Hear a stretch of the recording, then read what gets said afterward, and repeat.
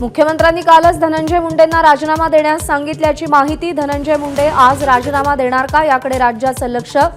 क्रौर्याचे photo viral झाल्यावर राजकीय खलबतांना वेग।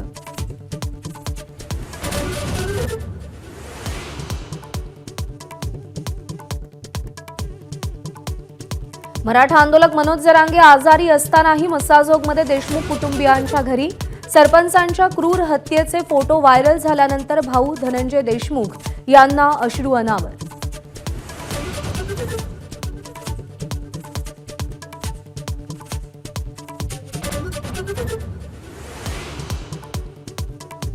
मसाजोग सरपंच हत्येसाठी फक्त धनंजय मुंडेच जबाबदार। मनोज जरांगेंचा हल्लाबोल।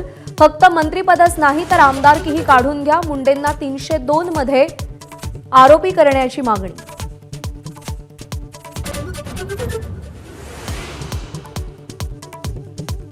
धनंजय मुंडेंना उचलून फेकून द्या, अंजली दमानियांची मागणी। आज दिवसभरात धनंजय मुंडेंना बडतर्फ केलं नाही तर अधिवेशन उधळण्याचा दमानियांकडून इशारा।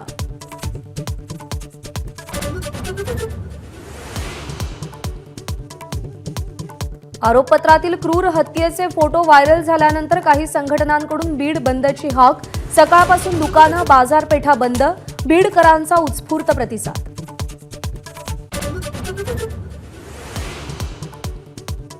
संतोष देशमुखांची अमानुष हत्या काळीच पिळवटून टाकणारी दृश्य समोर। माणसाच्या मुखवट्याआड दडलेले सैतान कॅमेऱ्यात।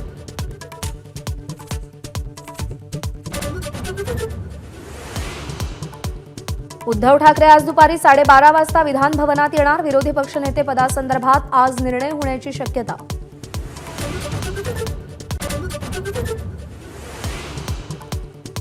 न्यू इंडिया कोऑपरेटिव्ह बँक घोटाळ्याचे सूत्रधार भानू दाम्पत्यच। न्यू इंडिया बँकेच्या 6 संचालकांचा जबाब। हिरेन भानू अबुधाबीला तर बायको गौरी भानू थायलंडला पळाल्याची माहिती।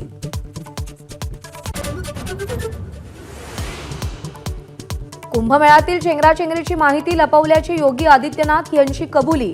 उलटसुलट बातम्यांनी सुरक्षित असलेले 8 कोटी भाविकही घाबरण्याची भीती। कुंभमेळा व्यवस्थापनाचं जगभरात कौतुक झाल्याचाही दावा।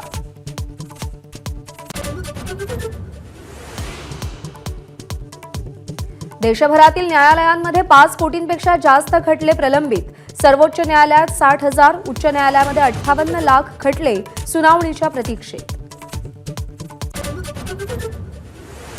चॅम्पियन्स ट्रॉफीचा पहिला उपांत्य सामना आज। भारत आणि ऑस्ट्रेलिया संघ भिडणार।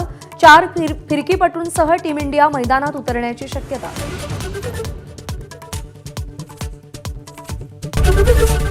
एबीपी माझा, उघडा डोळे बघा नीट।